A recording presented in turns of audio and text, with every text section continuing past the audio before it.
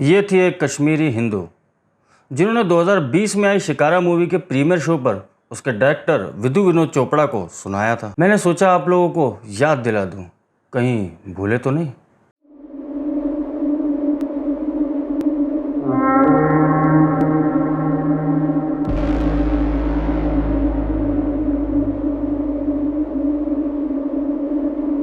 नमस्कार मित्रों, मैं सौरभ और आप देख रहे हैं भारतवर्ष। कश्मीर, वो कश्मीर जो ऋषि कश्यप के नाम से बसा था, वो कश्मीर जहां पंचतंत्र की कहानियां लिखी गई थी। ये बातें अगर आपको कोई राष्ट्रवादी या हिंदूवादी कहता है तो आपको कोई आश्चर्य की बात नहीं लगेगी, क्योंकि उसने अपने इतिहास को जाना है, समझा है।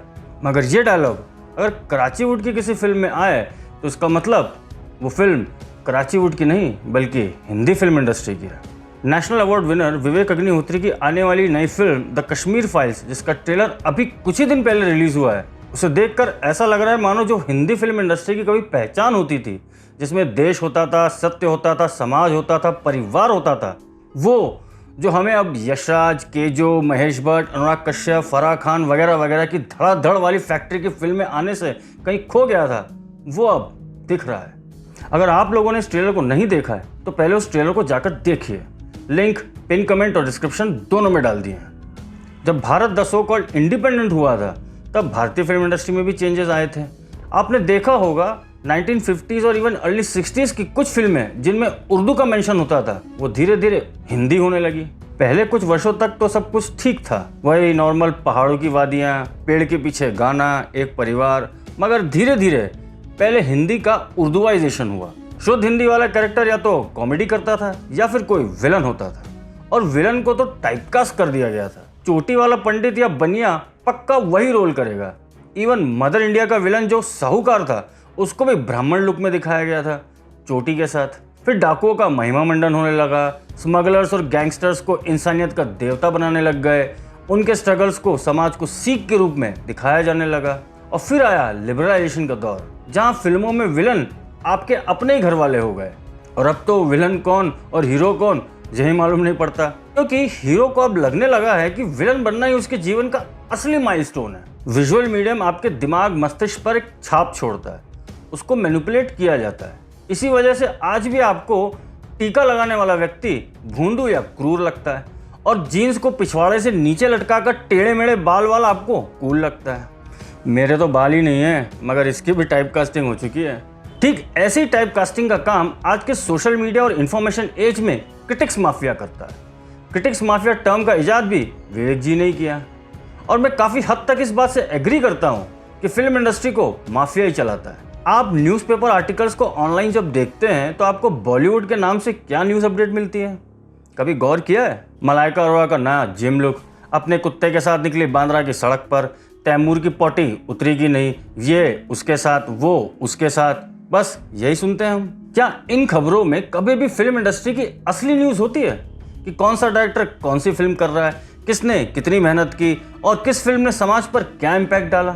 बस नंबर का खेल ऐसे आप लोगों के सामने रख दिया जाता है कि आप लोग भी मानने लगते हैं कि ये सारी फिल्में हिट हैं। जब बाहुबली ने 1000 करोड़ रुपए कमाए थे तब एक खबर को प्लांट किया गया कि दंगल, जिसमें आमिर खान मुख्य रोल में है, उसने चाइना में 2000 करोड़ कमाए। अब ना तो आप चाइना जाएंगे ना ही मैं कि ये पता करें कि सच क्या है।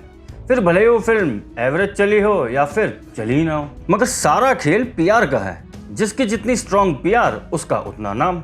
स्टार किड्स, नेपोटिज्म पर वैसे ही बहुत बातें हो चुकी है, मगर एक बात जो सबने मिस की है वो ये है कि एक व्यक्ति को आपको विजुअली बार बार दिखाकर उसकी आदत लगवाई जाती है।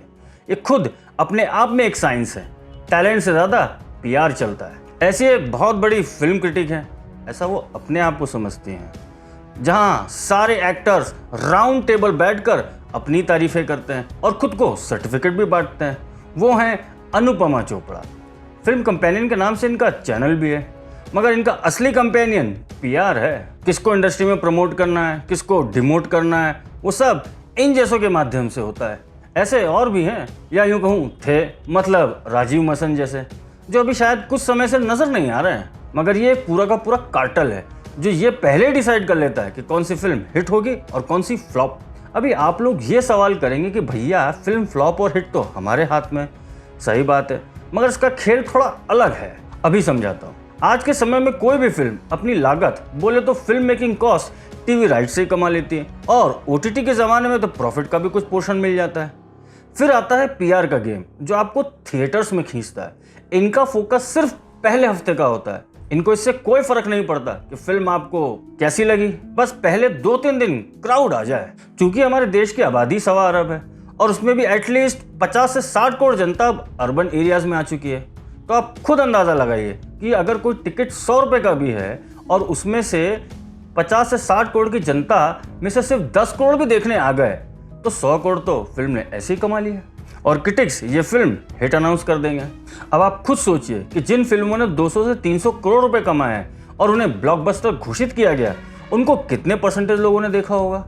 अब ये प्रश्न भी आएगा कि फिल्में तो सिर्फ यंग लोग ही देखने जाते हैं, तो जिस देश में पूरी दुनिया की सबसे ज़्यादा यंग आबादी है, वहाँ भी क्या ये लॉजिक काम करेगा? और ये कौन सी किताब में लिखा है भाई कि फैमिलीज फिल्में देखती नहीं? मगर ये तो प्रूव हो रहा है ना कि आज की फिल्मों को उतना नहीं देखा जा रहा जितना उन्हें प्रचार किया जा रहा है। पुराने ज़माने में थिएटर्स कम थे, मगर पब्लिक में उत्सुकता थी, इसलिए वो फिल्म्स सिल्वर जुबली भी करती थी।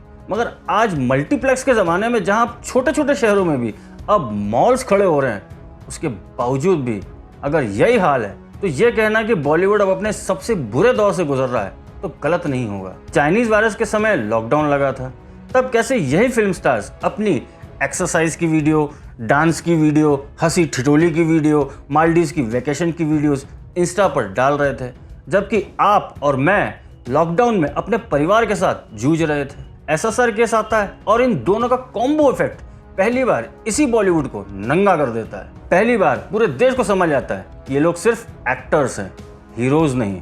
इतनी गहरी छाप इन लोगों ने समाज पर डाली है कि बच्चा बड़ा होकर एसआरके या सलमान बनना चाहता है, मगर देश का सही हीरो कौन है ये भी उसको पता नहीं, यहाँ तक कि उसके माँ बाप को भी नहीं पता। ये 3-4 जनरेशन जो ऐसे बॉलीवुड प्रभावित वाली आई है, आज अपनी आइडेंटिटी को लेकर कंफ्यूज है। उसे इन एक्टर्स के ट्वीट से पॉलिटिक्स समझ में आती है, देश समझ में आता है, CAA समझ में आता है। फिर भले ही गवर्नमेंट 1000 बार चिल्ला चिल्ला कर इनको समझाए, मगर कोई फर्क नहीं पड़ता। अब तो परिवार भी कहाँ बच पा रहे हैं। LGBTQ को हमारी आंखों के सामने नॉर्मलाइज किया जा रहा है। एक्सेप्शन को स्ट्रीमलाइन करके आपको ये बताया जा रहा है कि आप होमोफोबिक हैं, और हम तो भैया लिबरल हैं। मतलब जो आज आप और मैं शादी करके बैठे हैं और बच्चे भी पैदा किए हैं, वो सब चूतिए हैं। बधाई दो जैसी फिल्में हमको यही तो समझा रही हैं। गहराइयों में इतनी गहराइयां आज के क्रिटिक्स ले आ रहे हैं कि बस एक बार जनता देखने चले जाए। ताशकंद फाइल्स जब आई थी, तब किसी क्रिटिक ने इस मूवी का रिव्यू नहीं किया था, उल्टा इसे एक प्रोपेगेंडा फिल्म बताकर रिजेक्ट किया था। मतलब खुद ही वकील, खुद ही जज, और हम क्या है इनके अंधे फॉलोअर्स। बुक माई शो पर कभी जाके देखिए कि गंगूबाई काठियावाड़ी को कितने लोग इंटरेस्टेड वाले सेक्शन में लाइक दिया है, और कश्मीर फाइल्स को कितने लोगों ने। आप लोगों को फर्क साफ साफ समझ आ जाएगा। विवेक जी को अब धमकियां भी मिल रही हैं कि वो इस फिल्म को रिलीज ना करें, और शिकारा वाले विधु विनोद चोपड़ा की पत्नी अनुपमा चोपड़ा कश्मीर फाइल्स के रिव्यू के नाम पर ताशकंद फाइल्स का रिव्यू छाप देती है। मतलब प्रधानमंत्री की हत्या पर बनी फिल्म एक प्रोपेगेंडा फिल्म है। हिंदुओं के पलायन और जेनोसाइड को दिखाने वाली फिल्म भी एक प्रोपेगेंडा फिल्म है। 1990 से लेकर अब तक पूरे 22 साल लग गए इस कहानी को पूरे देश के सामने लाने में, और इधर इनको गहराइयां दिख रही हैं। यही खेल है इस कराची वुड का। स्पेशल ऑफ जैसी वेब सीरीज को एवरेज, और तांडव पाताल लोक को एक्साइटिंग, भौकाल को इग्नोर, और रिश्तों को तार तार करने वाली वेब सीरीज सर माथे पर। पूरा कार्टल इसी थ्योरी पे चलता है। इनका बॉयकॉट से ज्यादा असरदार तरीका यह है कि हम कश्मीर फाइल जैसी फिल्मों को सुपरहिट बनाएं। क्या आप बनाएंगे? और अब चलते चलते एक सवाल आप लोगों के सामने छोड़े जा रहा हूँ। तेलुगु फिल्म इंडस्ट्री हैदराबाद में है, बंगाली फिल्म इंडस्ट्री कोलकाता में, तमिल चेन्नई, मराठी मुंबई, मगर जिसे ये कराची वुड वाले हिंदी फिल्म इंडस्ट्री बोलकर प्रमोट करते हैं वो मुंबई में क्यों? हिंदी हार्टलैंड में नहीं हो सकती? ज़रा कमेंट सेक्शन में इसका जवाब ज़रूर दीजिएगा। अगर आप भी योगी जी की नोएडा फिल्म सिटी को फाइनली हिंदी फिल्म इंडस्ट्री बनते देखना चाहते हैं तो इस वीडियो को लाइक, कमेंट, शेयर और चैनल को सब्सक्राइब अवश्य करें, क्योंकि इस नए भारत के भाग्य विधाता हम हैं। धन्यवाद।